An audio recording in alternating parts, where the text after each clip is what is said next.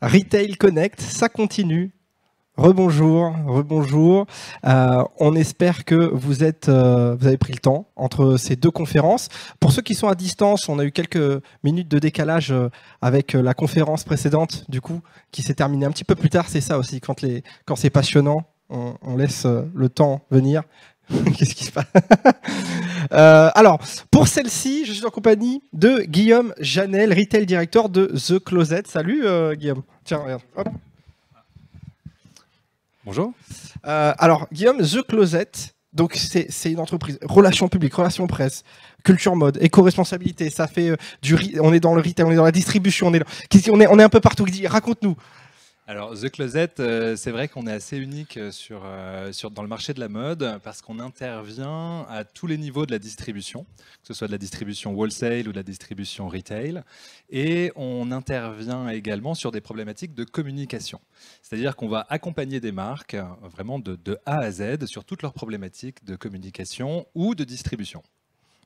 Et également de recrutement, puisque c'est un peu le sujet d'aujourd'hui. On va parler recrutement. Quels sont les nouveaux challenges de recrutement? Comment attirer, fidéliser, intégrer, puisque tu accompagnes aussi des marques dans leur intégration en France, leur venue en France pour les employés, etc. C'est ça dont on va parler aujourd'hui. Exactement, voilà, on va parler de ça. On va essayer de communiquer un petit peu notre passion, d'une part de la mode, et également notre passion pour l'humain. Quand on fait du recrutement et quand on recrute pour d'autres personnes, c'est vrai qu'il faut faire preuve d'énormément d'empathie et dans le recrutement, c'est une qualité essentielle. Et donc aujourd'hui, je pense qu'on va surtout parler de l'humain et comment aborder un peu ces nouvelles générations qui nous font un peu peur. Vous savez, ces gens qui viennent travailler ou qui viennent pas ou qui veulent travailler depuis chez eux ou qui savent pas trop bien pourquoi ils travaillent. Voilà, on va essayer d'apporter, si ce n'est des solutions, en tout cas quelques pistes de réflexion. Alors, tu as quelques slides. N'hésitez pas, bien sûr, si vous avez la moindre question, on vous transmettra un micro. Et puis, je me répète, vous le savez, comme à chaque fois, les gens également chez eux, si vous avez la moindre question, vous avez un chat. N'hésitez pas, on y a accès. Je t'en prie, Guillaume. Merci beaucoup. Bonjour aux 82 participants qui nous ont rejoints aujourd'hui. Donc aujourd'hui, effectivement, on va parler des challenges du recrutement et, comme je disais, essayer de voir est-ce qu'il y a des pistes qui peuvent être intéressantes ou en tout cas essayer de partager un maximum de success stories qu'on a pu rencontrer chez The Closet. Alors avant de commencer, est-ce que c'est une question que vous avez déjà entendue en entretien ou que vous avez déjà posée? Je ne sais pas. Mais je vous pose cette question, pas pour vous, mais je voudrais que vous vous mettiez à la place d'un candidat. Si je posais cette question à un candidat, qu'est-ce que le vrai luxe? Alors oui, la réponse, on pourrait parler de rareté des produits, personnalisation, matière exceptionnelle. Mais maintenant, imaginez que ce candidat, ce ne soit pas le commun des mortels. Imaginez, vous interviewez, vous avez Bernard Arnault. Bernard, si tu nous regardes. Si vous avez Bernard Arnault face à vous, et vous posez la question à Bernard Arnault, qu'est-ce que le vrai luxe? Qu'est-ce qu'il répondrait d'après vous? Louis Vuitton? Ok. Une de ses marques, c'est vrai. Intuitif, un peu de pub. La communication? Alors, pour avoir déjà entendu Bernard Arnault répondre à cette question, je vais vous dire, Bernard Arnault, il a répondu, le vrai luxe, c'est le temps. Est-ce que vous comprenez pourquoi? Est-ce que vous voyez pourquoi il dit le vrai luxe, c'est le temps? Le temps, c'est la seule denrée, c'est la seule valeur que vous ne pouvez pas acheter. Quand on est riche à milliards, comme M. Arnault, Elon Musk ou d'autres, vous pouvez tout vous offrir. Vous pouvez vous offrir les plus belles résidences, les mets les plus fins, les moyens de transport les plus luxueux. Mais le temps, vous ne pourrez jamais l'acheter. Et toute notre philosophie chez The Closet est basée sur cette perception, sur le temps. Le temps perdu, le temps gagné, les moments, les bons moments, les mauvais moments, perdre son temps, gagner du temps ou simplement passer un bon moment. Alors, on va essayer de passer un bon moment. Je prends 5 minutes pour vous présenter ma boîte. Comme vous l'avez décrit tout à l'heure, The Closet Group, aujourd'hui, on a 4 casquettes. Une casquette communication et relations presse, une casquette consulting, une casquette Sales Agency, où on va aujourd'hui représenter 30 marques sur le territoire français, belge et suisse. Et plus particulièrement, moi je vais vous parler de la partie Retail Management, notre partie qui est dédiée à l'accompagnement des marques sur l'implantation de boutiques physiques en France. On est un peu un ovni chez The Closet parce qu'on est un peu un couteau suisse. The Closet, c'est la ligne que vous allez avoir entre fabriquer le produit et le profit. On s'occupe absolument de tout. Votre distribution wholesale chez des revendeurs. On a, je vous disais, 700 points de pas de porte sur la France, qui vont être soit des concept stores, soit des magasins multimarques, des grands magasins ou des sites internet. On va s'occuper, sur le retail management, du développement physique. C'est-à-dire qu'on va accompagner les marques du stade du projet. On va faire des études de marché, des études de rentabilité pour chaque marque, pour chaque point de vente. On va ensuite passer à la partie agent immobilier où on va trouver un lieu, que ce soit une boutique pignon sur rue ou un corner dans un grand magasin. On va faire les études architecturales, on va créer une entité fiscale en France pour respecter la législation française. On va assurer tout le suivi des travaux, réceptionner la boutique et enfin passer au retail management pur, c'est-à-dire le recrutement du personnel, la création de cérémonies de vente qui soient propres à chaque marque et chaque lieu, former ce personnel, servir les clients, assurer le service après-vente, commander les produits, gérer les stocks.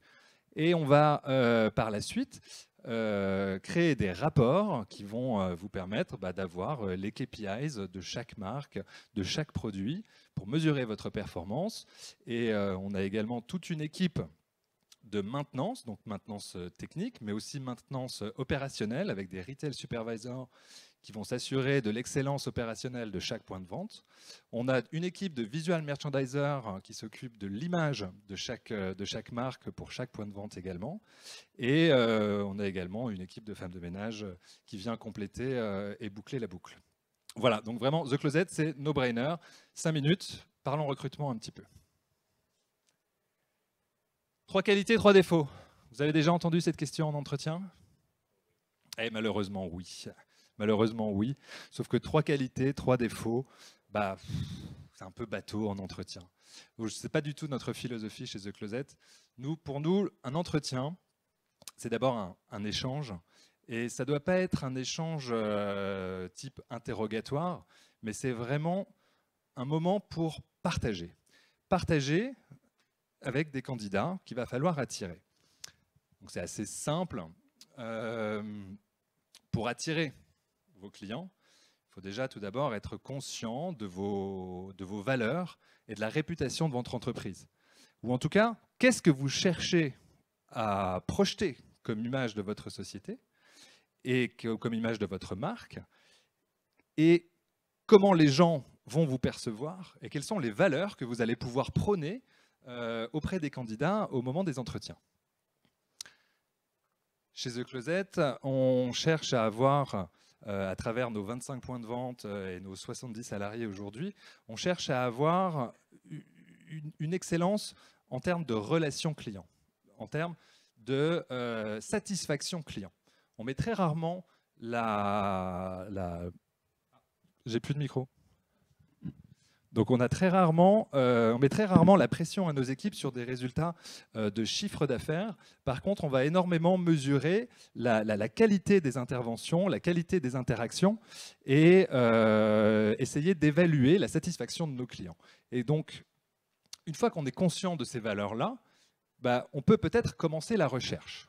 Alors la recherche, beaucoup de recruteurs croient que pour aujourd'hui recruter dans le retail, il suffit de mettre une annonce sur LinkedIn ou une annonce sur Fashion Job, et puis vous allez avoir des CV et vous allez pouvoir choisir les candidats qui vous conviennent. On essaye d'apporter une solution un peu différente et on essaye d'avoir le côté, on dit qu'un bon vendeur peut tout vendre.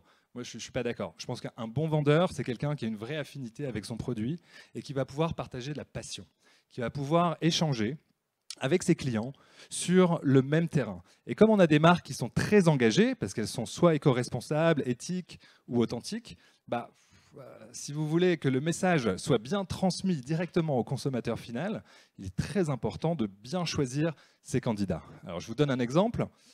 On a recruté récemment pour une marque donc, qui s'appelle Topology, qui est une marque japonaise qui fait des accessoires pour téléphone, des sacs, qui s'inspire du monde de l'escalade. Alors la solution de facilité, c'était de mettre une annonce sur Fashion Job.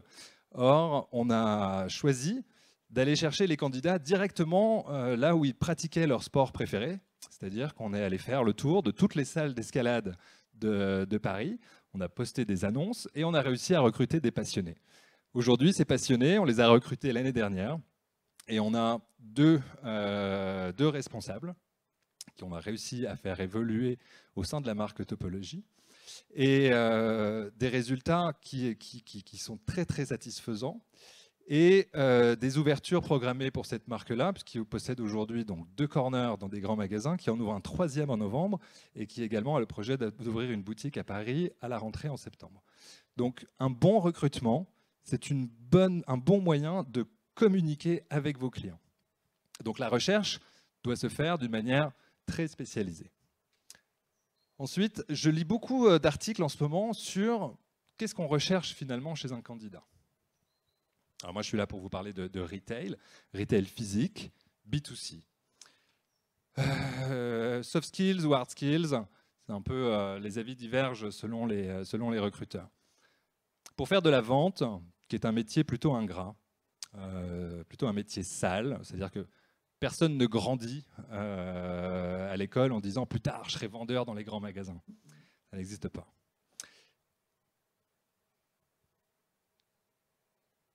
Les gens préfèrent être pompiers, médecins, ce que je comprends très bien. Donc essayer de déclencher des vocations, bah, c'est pas facile parce que les hard skills dans la vente, finalement, c'est pas très important. Ce qu'on cherche, ça va être plutôt des vraies qualités, des gens qui sont naturellement sympathiques, généreux et curieux. Des gens sympas, ça paraît un peu naïf de dire ça comme ça, mais des gens sympas, c'est quand même hyper important. C'est-à-dire c'est le premier contact qu'un client va avoir avec votre marque, ça va être le vendeur que vous venez de recruter. Autant prendre quelqu'un de sympa. Les gens viennent en boutique pour se faire plaisir. Donc quelqu'un qui est souriant, accueillant, qui est là pour prendre du temps avec vous, et ben finalement c'est quelque chose de très important et qu'on oublie souvent de mentionner. La deuxième qualité que je recherche chez mes candidats, c'est la générosité. Vous voyez pourquoi je parle de générosité? La générosité, c'est la qualité essentielle pour exercer ce métier. Générosité, on va parler de générosité avec ses clients, bien entendu, mais générosité avec les produits et la marque, et également générosité avec ses collègues. La générosité avec les produits et la marque, bah, ça va être le vocabulaire qui va être utilisé, les gestes qui vont être prodigués sur le lieu de vente, la gestuelle qui doit démontrer à la fois de l'expertise, mais qui doit également mettre en valeur les produits. Il y a une équation retail toute simple, ce que j'appelle la valeur perçue par le client. La valeur perçue par le client, c'est la valeur réelle du produit, ce que vous allez payer, plus ou moins la valeur ajoutée du vendeur. Et ce qu'on recherche chez nos vendeurs, à travers ces soft skills, ce naturel commerçant, c'est de pouvoir ajouter de la valeur aux produits qui vont être présentés en boutique.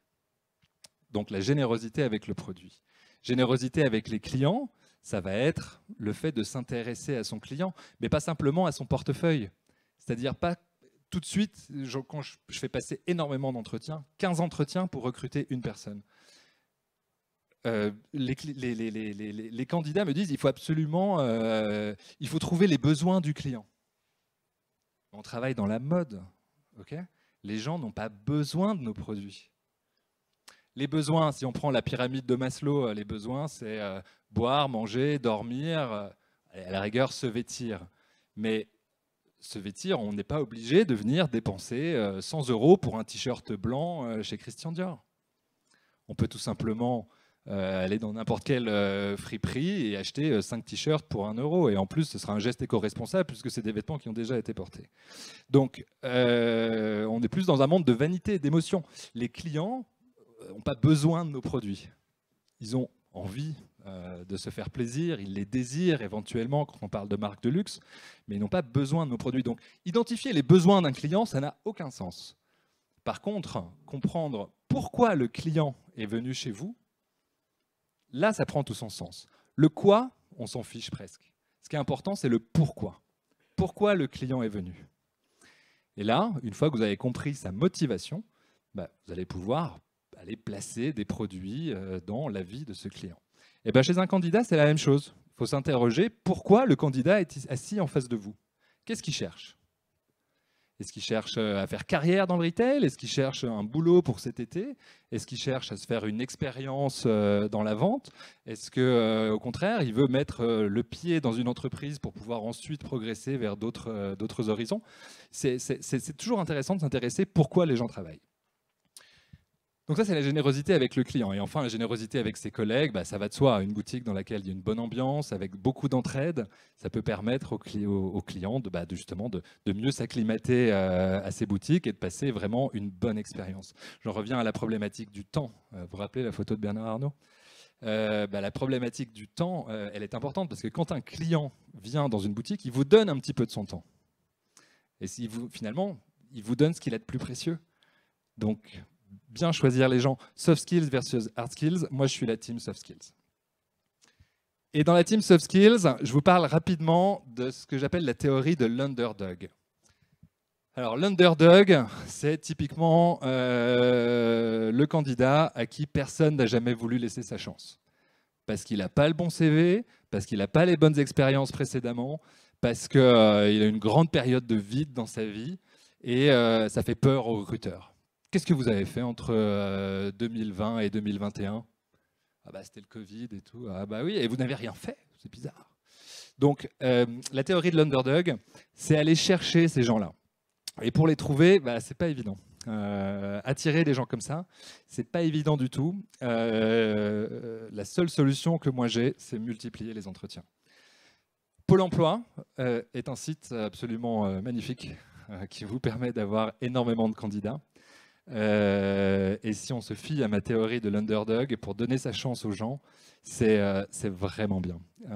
Parce que tout le monde peut postuler, tout le monde y a accès. C'est pas un site, on va dire, élitiste, comme pourrait l'être un réseau social comme LinkedIn ou Fashion Job. C'est des gens qui ont vraiment besoin de travailler la plupart du temps. Mais il y a beaucoup d'entretiens à passer pour aller trouver la pépite rare. Donc, recruter, c'est pas mettre une annonce sur Fashion Job, choisir 5 CV, voir et choisir le type. Les underdogs, vous n'allez pas les trouver là. Les underdogs, vous allez les trouver sur le site de Pôle emploi et il faut rencontrer énormément de personnes. Échanger avec eux, comprendre pourquoi ils travaillent. Et quand vous embauchez quelqu'un qui va venir challenger un petit peu parce qu'il n'a pas les codes, il n'a pas le côté très politique qu'on peut avoir dans certaines boîtes, je vais vous dire, ça fait du bien.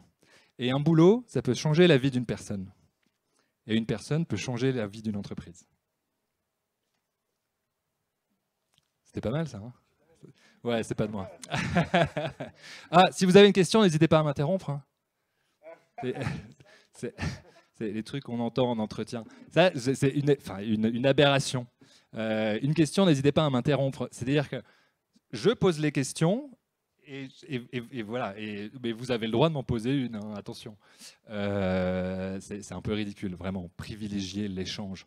Essayez de poser les questions pas juste sur un CV ou ce qui a été écrit dans la lettre de motivation. Les gens mentent. Les gens exagèrent.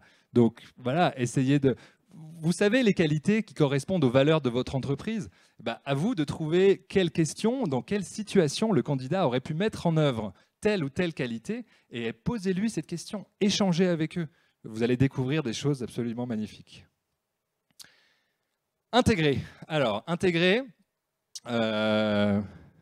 Quentin, t'es là? Intégrer, Intégrer, ça se passe dès l'entretien, donc c'est pour ça que j'en parle au moment du recrutement. En fait, dès l'entretien, je vous disais, échanger avec les gens, bah, oui, il y a toujours une partie de séduction au moment d'un entretien d'embauche ou dans tout acte commercial de toute façon, mais dans l'entretien, il faut essayer d'avoir ce côté un peu gagnant-gagnant. C'est-à-dire, vous vendez votre entreprise et le candidat, lui, va vous vendre ses compétences, ses qualités, ses soft skills ou hard skills. Ça dépend de l'équipe dans laquelle vous êtes. Mais c'est important quand même de lui présenter qu'est-ce qu'il a à gagner. N'oubliez pas, on s'adresse à des adultes, d'accord, la plupart du temps. Pour intéresser un adulte, il faut quand même lui expliquer qu'est-ce qu'il a à y gagner. Si vous ne passez pas par cette étape-là, bah, voilà, vous êtes à nouveau voilà, le mec qui fait passer l'entretien et ainsi de suite. Non, non, proposez-lui une collaboration. On n'est pas là pour recruter, on est là pour rechercher des collaborateurs. L'accueil de ces candidats doit se faire au moment de l'entretien de la même manière que lorsque vous allez accueillir un nouveau client ou une personnalité. Tout le monde a le droit à certains égards. Proposer un verre d'eau, lui proposer un salon, respecter votre engagement au niveau de l'horaire, votre ponctualité aussi. Vous ne pouvez pas demander à quelqu'un d'être ponctuel si vous-même vous recevez le candidat avec 1h30 de retard. Vous voyez ce que je veux dire ? Il faut incarner les qualités que vous allez rechercher chez vos candidats.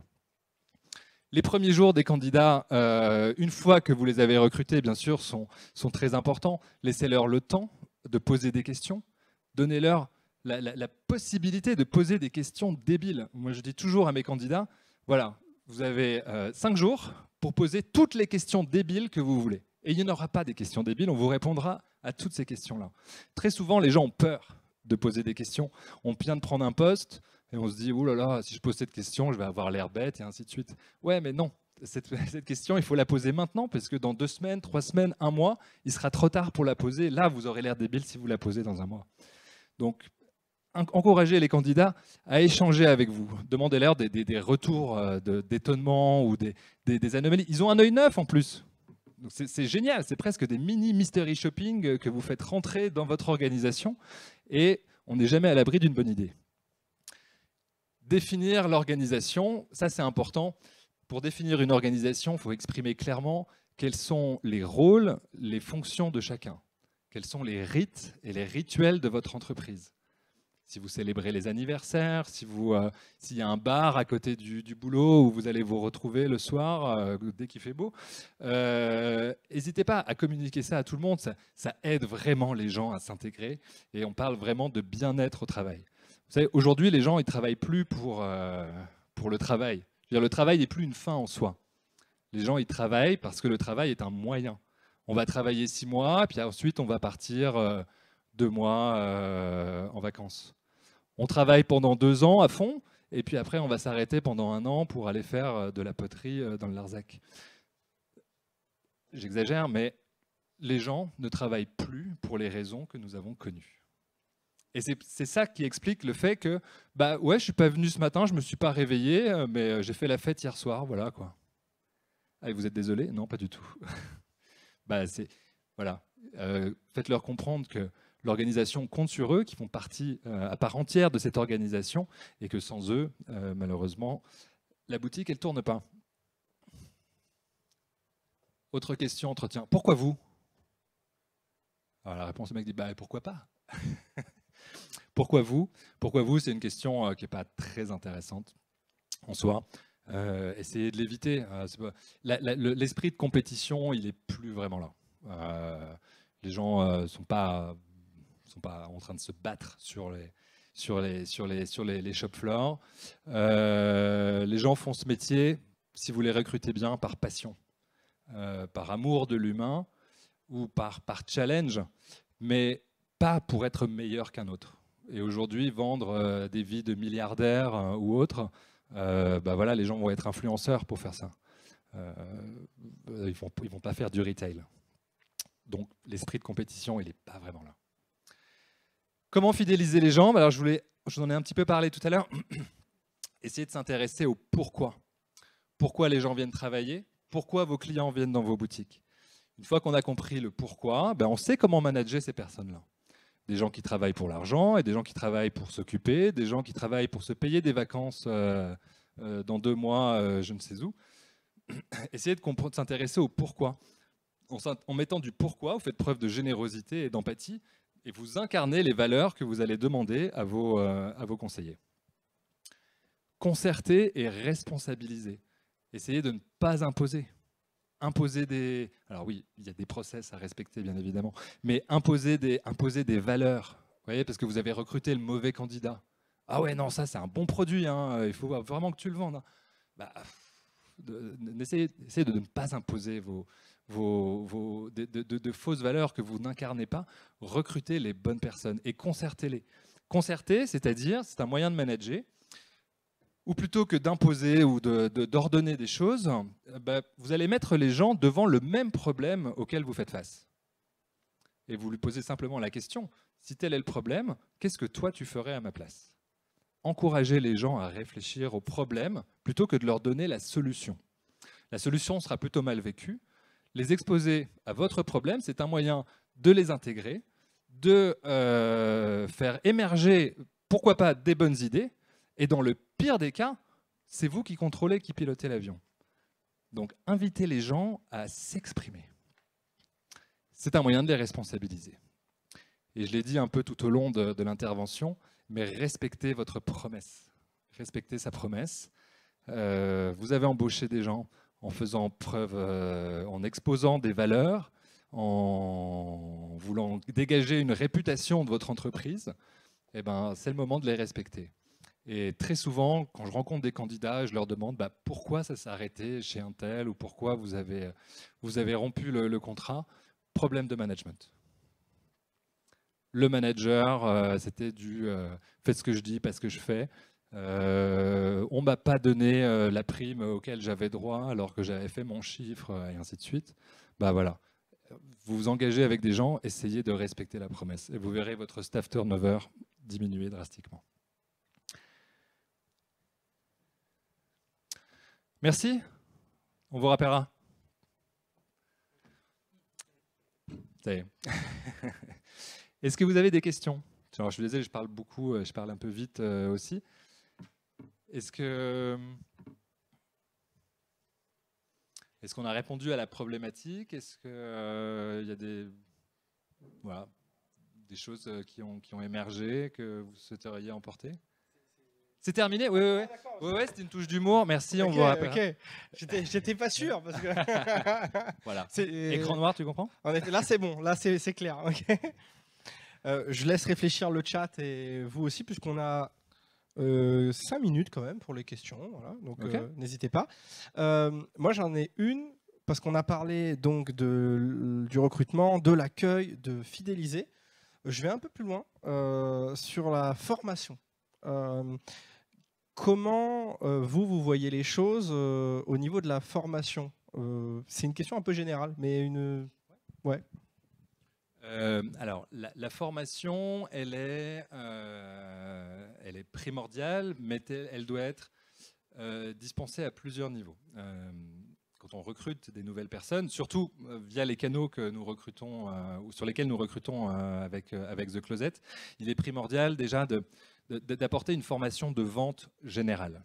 C'est-à-dire expliquer quels sont les moments de la vente, comment organiser un magasin, comment faire un bel accueil, quelle attitude avoir, les points à vérifier. Et pour ça, donc, on est accompagné, on a tous des checklists auxquelles on va demander aux nouveaux candidats d'agréer. Ensuite, la formation, elle se spécialise en fonction des marques sur lesquelles les candidats vont devoir travailler. Je vous parlais tout à l'heure d'une marque d'escalade. On a des marques qui sont spécialisées dans le skateboard, d'autres dans le surf, d'autres dans les vêtements de pluie, d'autres dans l'éco-responsabilité. C'est important d'apporter donc des formations sur la marque, d'apporter des formations sur les produits, mais également d'apporter des formations sur les valeurs. Par exemple, sur une marque éco-responsable, il y a plein de labels qui existent, hein, le Cotex, le GOTS, et ainsi de suite. Mais c'est quoi le GOTS? Et quels sont les points à vérifier? Donc là, en fait, dans la formation, on va rentrer dans les différents points qui ont été acquis par la marque pour obtenir ce label. Donc on essaie de faire quelque chose d'assez poussé pour que les nouveaux arrivants soient capables de communiquer sur le même niveau que les clients qu'ils vont rencontrer par la suite. Donc ça, c'est la formation initiale. Ensuite, sur la formation continue, donc qui est assurée par les responsables de magasins, toutes les saisons, on va dire, on va apporter une formation sur les nouveaux produits. Quelles sont les inspirations de cette nouvelle collection? Quelles sont les nouvelles matières utilisées? Quelles sont les améliorations qui ont pu être apportées? Et quels sont les éléments d'allure que votre vendeur va pouvoir utiliser avec ses clients? On essaye, si vous voulez, chaque saison de leur apporter un argumentaire très complet dans lequel ils vont pouvoir aller piocher pour personnaliser chacune de leurs interactions avec les clients. Et tout au long de l'année, via les retail supervisors, les managers, il y a ce côté un peu coaching qui intervient au quotidien. Je vous disais, on embauche des gens avec des soft skills, donc il est hyper important justement de les accompagner sur le terrain, de leur dire quand ils ont tort, de célébrer leur succès. Et ça fait partie également des rites pour définir votre organisation. Célébrer les succès, le premier sac vendu, la première vente à plus de 1000 euros, ou ce genre de choses. Voilà. Est-ce que vous avez des questions? Sinon, moi j'en ai.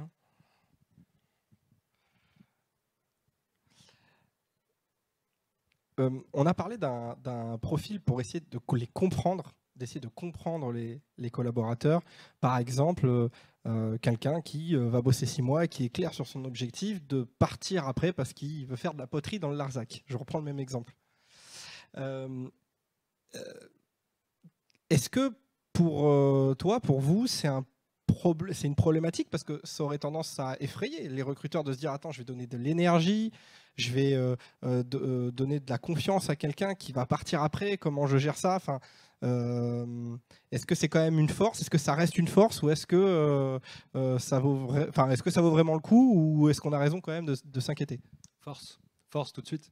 Vous donnez l'opportunité à quelqu'un de mettre suffisamment d'argent de côté pour partir faire de la poterie dans le Larzac. Je sais pas, moi je serais super content d'avoir l'opportunité de me dire, voilà, 6 mois je fais ça, ensuite 6 mois je vais pouvoir partir. C'est quand même une tranquillité d'esprit hyper agréable. Il faut pouvoir rester flexible. Effectivement, investir de l'énergie, du temps et de l'expérience de formation sur des personnes qui vont rester 6 mois, si vous voulez, c'est pas grave. Je vais comparer cet exemple-là, par exemple, avec une femme enceinte.